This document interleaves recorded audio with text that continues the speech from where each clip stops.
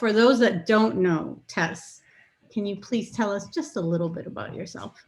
Just a little bit. So my name is Tess Vismale, and I am the one and only tech whisperer for Dahlia Plus Agency. And I mean whisperer because I try to stay behind the scenes and empower people so they feel really good about technology, and have had the pleasure of being a part of the team for a number of years. So I'm happy to be a part of this process and to be with some of our favorite event profs. So we're going to go through a series of very quick, this is rapid fire style tests, so Ooh, between you yeah. and me, of questions. What a And treat for the audience because they don't know us. Whew. oh yeah, I know, right? We can go on forever. So first questions first. Name the top challenge for event professionals in the 2020s. They don't understand the difference between planning and execution and don't know what a real production team is like. Okay, that was quick and to the point. And what are the new opportunities that event organizers can look forward to in the 2020s? Oh my gosh, that is just like the business I created around iSocial. Execution is executing. It's put the rubber meets the road, and it's reimagining what your production team looks like. So those people who can deal with virtual buttons, not just hardware all the time, right? And who actually can take the content and deliver it there. So you've got to redefine roles, expand roles. And I think event planners, this is an exciting time because as a planner, you get the ability not only to expand your knowledge around what goes into producing hybrid experiences for people, but also the ability to participate in the process too, where your skill sets lie. You don't always have to do it, but at least you know about the process. And if you choose to fly in and do it, you can. Perfect. So name the top challenge for event tech companies in the 2020s. I have more than one. So One. the Just one. customer success journey. Okay. Customer success journey. I think they are failing miserably at that, to be frank. And you know, we always are frank about that. Over promising, not using terminology that's very clear to the event owner and who are people who are purchasing the services, and not truly, really honestly talking about your capacity to be able to support, especially when people don't understand the digital content realm and don't understand what it takes to produce hybrid. So I think the customer success journey is going to be the biggest. So how can they do a better job at that?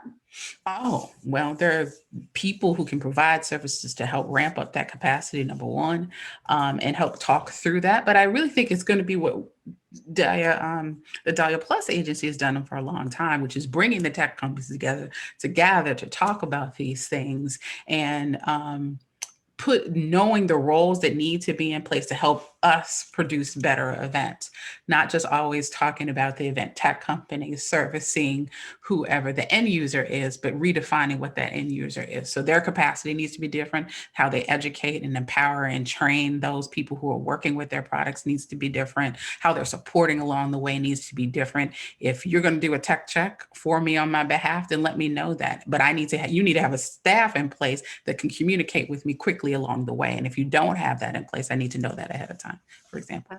All right. And then share one insight or trend you see happening in the industry, or if you would want to see it happen in the industry. Voice to me is the trend. Voice technology. You know how we had AR, we had VR, right? And we also had the ability to people say, oh, well, Siri has been around for a long time. Alexa has been around for a long time. Well, voice activated systems, because people are just getting used to artificial intelligence, right? But think about what voice is going to do, where I can talk into a system and it will be animated and create those experiences for me on my behalf. So I think voice is going to be it. Well, I mean, that's interesting because based on voice recognition and voice technology, or AI-driven technology, you have this overlay or underlay, I should say, of data that can come very beneficial and be impactful for experiences going forward, right? Yes. And it also lets us finally, I think, complete that circle around how do you develop and push content where people can choose to engage how they want to engage, right? So if I'm a visual person, which you know I am, and I need to have auditory with that visual. So systems like Otter is my dream because it translates my audio into something that's digestible and I don't have to write a pen to paper note anymore and I can see it all together. But what about my mobile app or my engagement with that event being voice activated? I can take that a step further, right? So we can choose again how we interact accordingly. And then voices change. And what about people who can't touch? Yep. And push a button.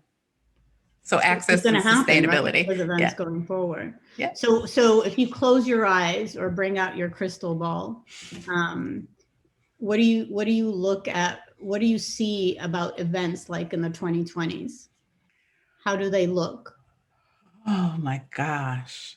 So I think a couple of different ways. You know, I'm a big blockchain person, Dahlia, you know that. So when it comes to security of the data is there, I think that we're at a point where we realize how key it is for us to say, hey, this is your persona. This is a persona of my attendee. And let me give back the attendee their own data and their own journey and their walk with me and their content and let them choose how and what they want to get from me and how they want to go through that journey with the content that we have been doing. And I think planners are going to finally realize that they're true project managers and they can fly and in roles that they haven't in a long time and never will we come out of virtual. Hybrid situations. We're not going to do that. What if they're not project managers? Do you think that's a skill that they need to have in the very near future? I think that's a skill they should be aware of, but they don't always have to have it. I think there's also still roles for people to empower their passion work. I think more and more people are going to say, you know what, I do this part well, but I don't have to do all of that because I can put people in place who can do all those things together. We can, as Dahlia knows, what's the plus of Dahlia Plus, make magic together, right? So I think they should be aware, but don't always have to do. Yeah. So I want to put a disclaimer that this is not an infomercial for Dahlia Plus. Oh no, it isn't. Look, I do have my own business too. I'm so sorry, but it weaves perfectly. Yeah, but we are a community that likes to empower others. So like, you know, even if someone who's listening into this and they're like, well, how do I go about doing that? You can use us as sounding boards. You don't necessarily have to outsource everything to us. So that's just the disclaimer out there. Yeah, I mean, it is a disclaimer, but I also think it speaks to that future aspect of our industry.